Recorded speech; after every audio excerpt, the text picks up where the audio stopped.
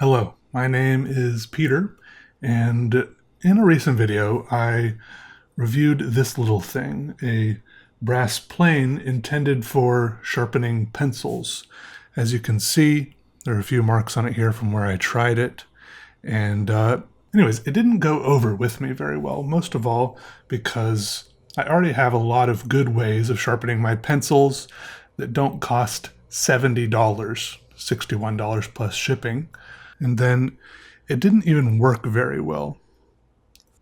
Before I go on too much about these items that I'm going to compare it to, these three planes, also miniature and with brass parts, I will say that there were people who agreed with me, which is fine, and also other people who disagreed with me in this video, saying that, Peter, you had the blade too far forward, you should have pushed it back farther.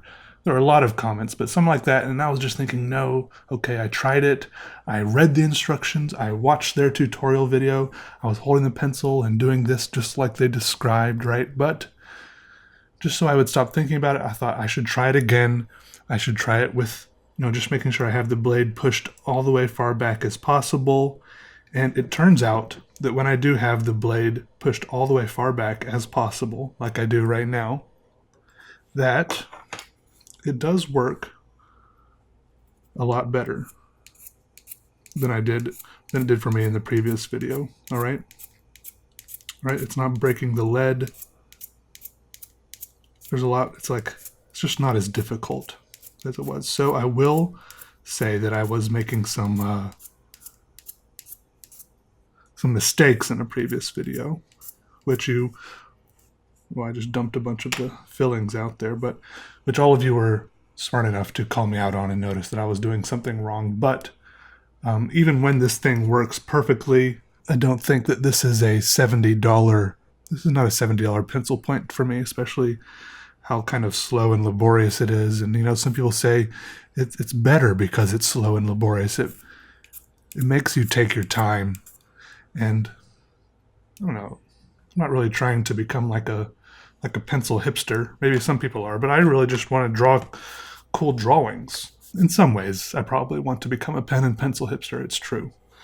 So yes, it is functional, the Hoovel, however you pronounce this, but I still don't think it's worth $70. And like some people pointed out, yes, maybe it is just for people who want to collect cool, expensive things. One thing I was wondering is maybe this is $70 just because maybe brass is expensive.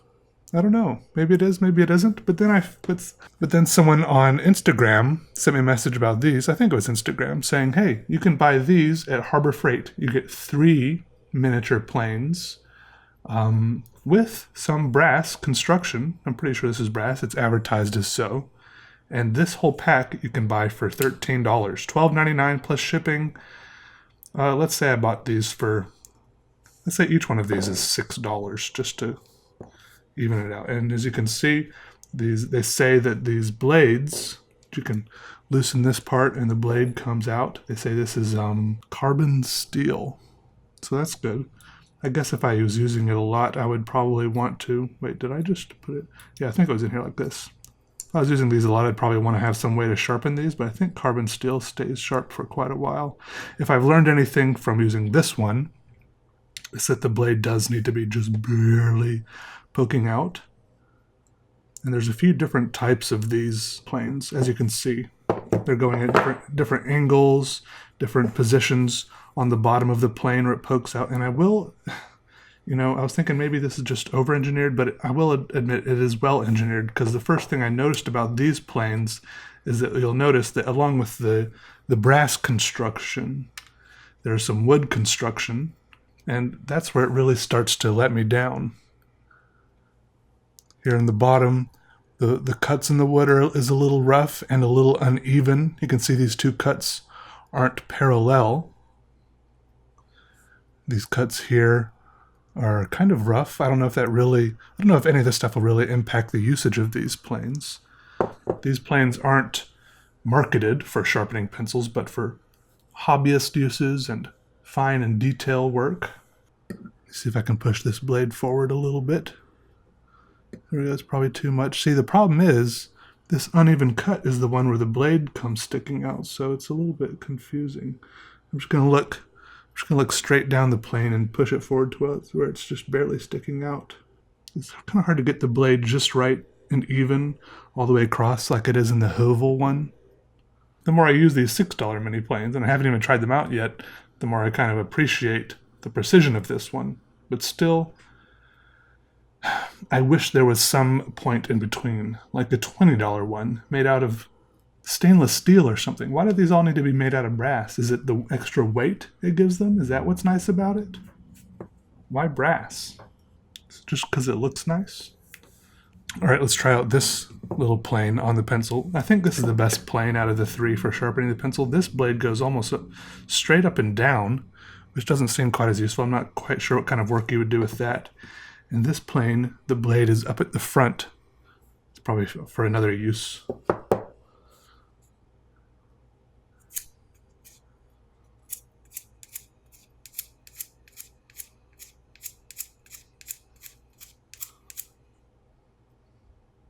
Right, so this one wasn't really cutting the wood. This blade does not really seem like it was made for sharpening pencils. It broke the tip off and then it was just kind of rubbing.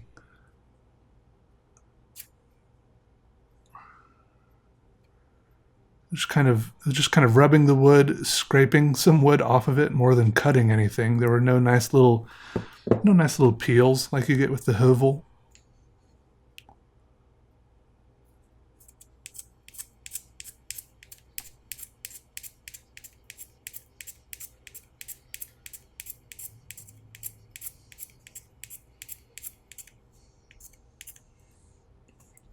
You can see here as I sharpen with the Hovel, I've got a really weird point. But I got a little bunch of nice little curls in here, and it actually cuts it. I'm not sure, maybe this plane is more intended for doing like longer strips of wood or something. Not the little back and forth, not the little back and forth actions you get with the tip of a pencil, right? It really doesn't feel nearly as sharp. This little blade that comes out the bottom here. I don't know if you can tell. Maybe I'm supposed to sharpen it first, but I don't really have anything to do that with. So I will say the little Hovel one has experienced some redemption in my mind. I won't say that I would encourage anyone to buy it at $70, but I'm not as frustrated with it as I once was.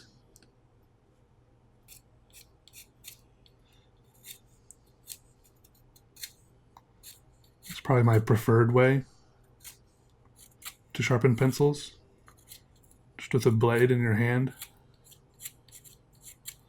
It's a little hard to do it on video over a piece of paper because I usually do it over a trash can, so my stance is a little bit different.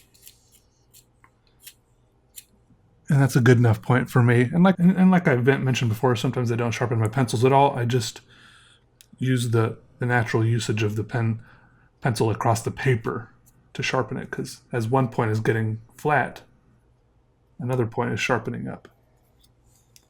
Anyways, final conclusion is I wouldn't use one of these Harbor Freight planes. The build quality is definitely a little lower. Well, I mean, I guess you kind of get what you pay for.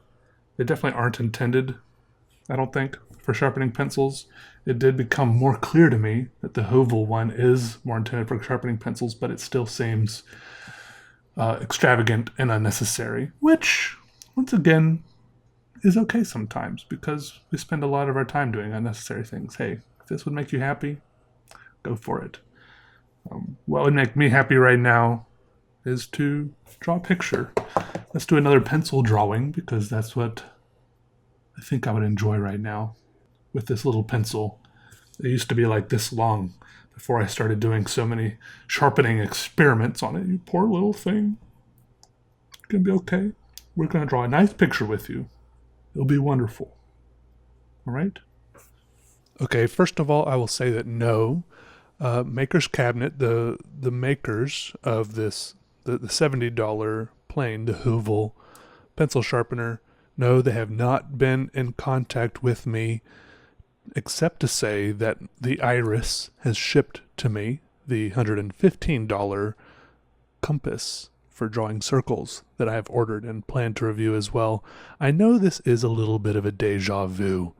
I reviewed the pencil sharpener once, and then it's appearing again in a second video, but I thought it did deserve another chance to, win back a few hearts and minds, to experience a little bit of redemption, because after those comments that I mentioned of people saying that I had the blade too far out, I really was pretty stubborn at first, thinking, no, like I thought I had the blade adjusted pretty good. But then after enough of the comments, I was swayed and I went back and I fiddled with the blade some more. I pushed it back all the way. Like, if it doesn't work when the blade is at any position other than pushed back all the way, why is it adjustable? If you even, like, I had to push the blade back all the way as far as it would go back, right? Fully recessed. And then if you even bring it out, even just like a hundredth of a millimeter out farther than that, it totally ceases to function, and I experience the frustrations of my first video.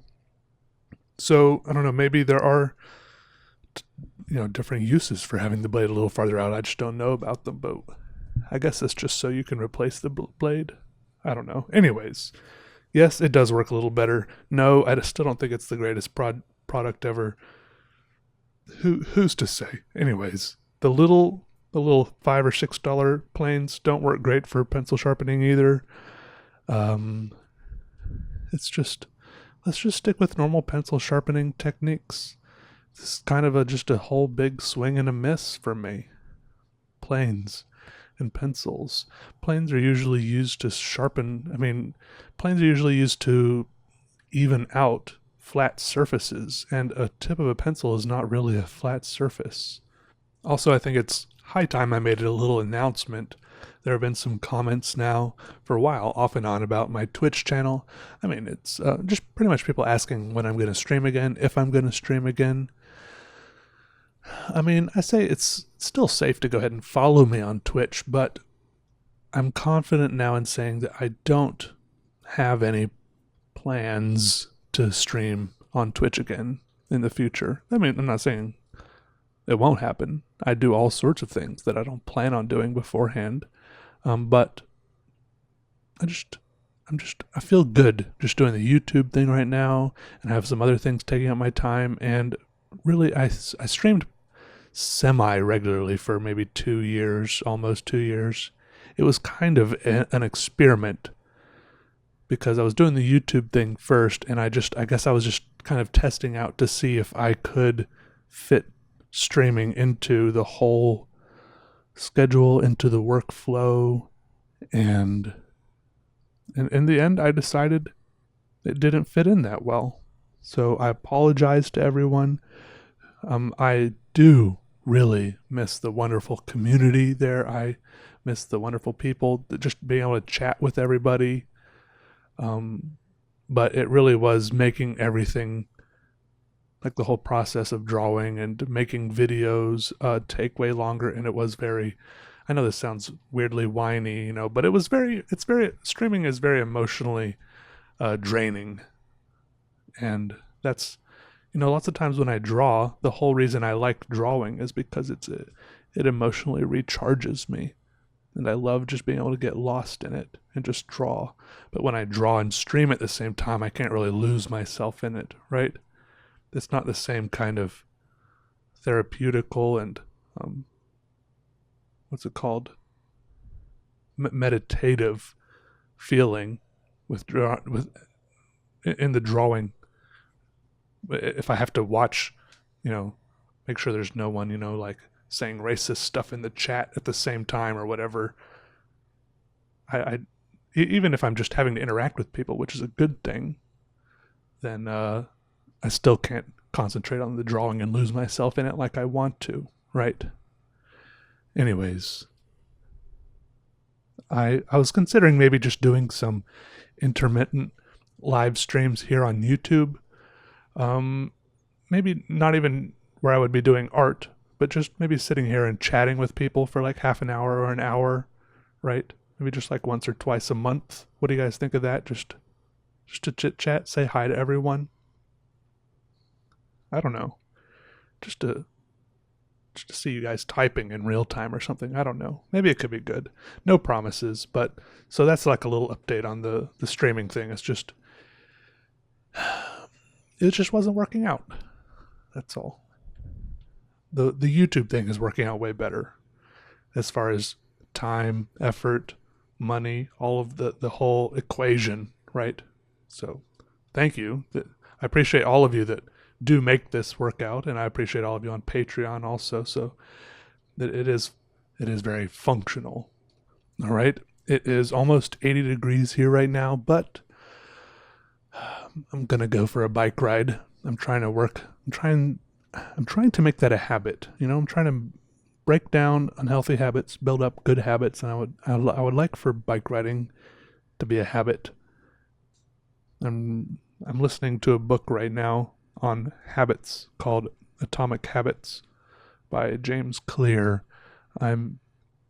My cousin recommended this to me, and even he said, I think most people, I don't know. I also am not one, typically for self-help books, and some of this is a little bit self-helpy, just like do this, do that, your life will be better. But there have been a few things that have kind of clicked, and I think even if it just makes my life 1% better, it's probably time well spent, because I do a lot of other things that make my life 1% worse. So this is good. All right, see you guys later. I'm gonna go ride my bike, get some exercise. All right, bye. Thanks for watching. See ya.